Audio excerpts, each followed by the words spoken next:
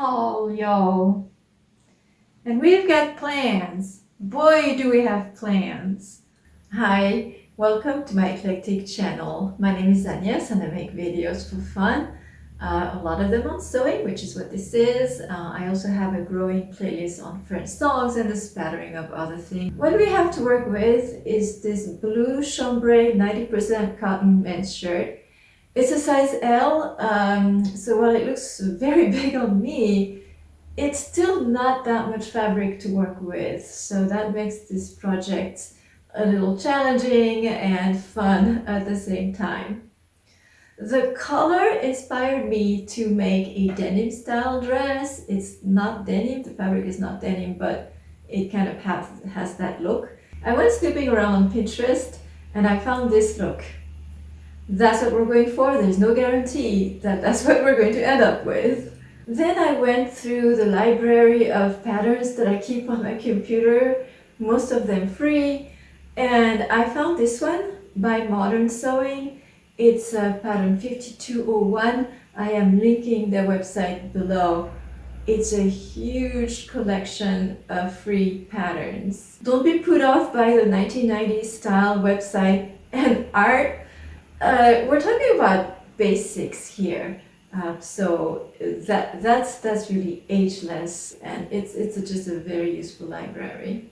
Tutorials on how to turn men's shirts into cute little numbers for girls abound on YouTube, and that's partly what inspired me to thrift those shirts at Walmart.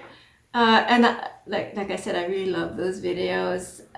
They're great inspiration, but they do not, actually a lot of sewing videos on YouTube, they do not convey the full magnitude of the process. On my channel, and that's going to be one of those, I have sew-alongs that are multiple episode long, and when you add it all up, you're probably looking at 2 hours. I just want to put that out there, because if you want a finished product that fits well, that you're just proud of, joyful whenever you put it on, because it's just so perfect and you know how much work went into it and it worked. That does not come without effort. It's like putting together a great meal. The chefs, they taste and they taste and they taste. And that's what you need to do. There's a lot of fitting involved. You will see me, I make a mock-up first, I try it on. Base stitching is your best friend. I have another best friend, my dress form, Tanya, my double. I got her a couple months ago. I made a video about her. It's an antique, but very, very useful. Believe it or not, and I'm clearly on one side of that debate, but there is a debate among sewists as to the usefulness of a dress form. Do you need one or not? Is it any use? Given that I did alterations for decades and I've been sewing solid for a few years without a dress form, clearly you don't need one. So all of the fittings that I'm going to be showing, I'll be using my dress form since I have one, can be done on yourself if you have a good mirror and you're flexible. You do trial and error, it works. What I don't have a good explanation for is why did I do it this way for years before I got a dress form. It does make things a lot easier. Let's get started. Off camera, I reproduced the pattern. I didn't have the ability to print it. So that was an interesting process that I will not be detailing unless someone asks. So I got my pattern pieces and then I made a mock-up. Always make a mock-up. And then from my mock-up I made some modifications, and now I'm ready to cut my fabric. I'll be using a 1/2 inch seam allowance. I played around with my fabric layout, and as I feared, I don't have quite enough. So I'm going to cheat my way through this and reduce the A-line. I'm going to do this at the side seams So these are my, this is the side seam, the front and the back pattern pieces that join. And I'm just going to reduce how much this flares out.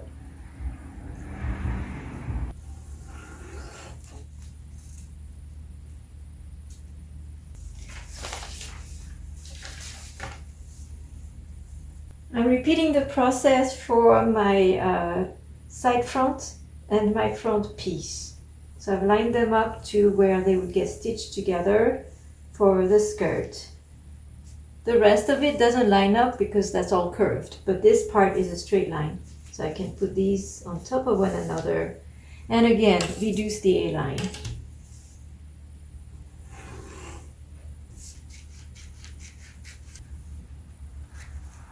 And finally, once more, with my middle back panel and the side back panel, put them on top of one another where they would get stitched together on this side, and then reduce the A-line.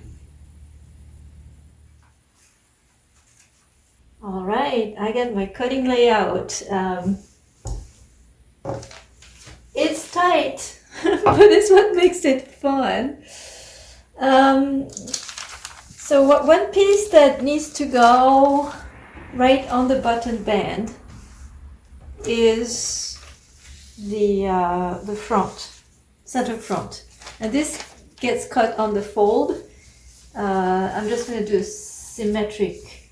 So I'm lining it up with where the buttons are. I'm on the wrong side, but I can see where the buttons were sewn.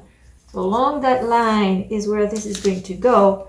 And then I'll have to flip it and cut the other side. Yeah, I can't, it'll be tough to fold the fabric in half, so I won't. If I'm clever enough, I might unbutton and figure things out. Not sure about that, I'll have to think about it. At any rate, this will go like that. Then I have the side front. And the side front will go here. And this is where it's really tight. It needs to go to the side of the shirt, and they barely fit here. That's why I had to reduce the A-line. So I'll make that work. I'll maybe slide it down a little bit. And this is what's really going to limit how long the dress is. So we shall see what we end up with. So that goes on that. That utilizes the front of the shirt.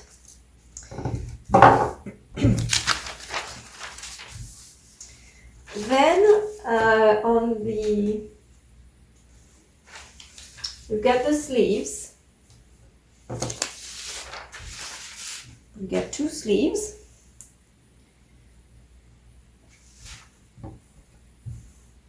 And there's this the button band here on the sleeves. So what I have useful is here. But that's more than enough to put one of these. So that's going to be the side back panel will go on the sleeve. So I'll get two of them. And then here I have the back of the shirt. That's my biggest piece of fabric. So I folded it in half, which will allow me to obtain two of the back panel. All right, so it turns out that getting the front to fold in half is not rocket science. I undid the buttons, and now I'm putting these on top of each other, wrong sides together. And look at that, I can even button the buttons to secure it in place. And now I have fabric that is easy to work with. I have this doubled up, and I'll be able to cut what I need here. So just be a little careful here. My front piece, the front center is not gonna go up to the edge, but it's gonna go where the buttons are. Because I have to keep in mind the buttons are gonna be down the middle front. So this needs to go like that. And the other piece like so. So before I begin tracing and cutting, one thing I need to do is to unpick the pocket. I'm gonna take that off with my seam ripper. That's gonna be a very stressful job. If I poke any hole in the fabric, this project is over. And we'll work on that next time. Thank you for watching. If you enjoyed this video, don't forget to give it a like, and I look forward to seeing you in the next one.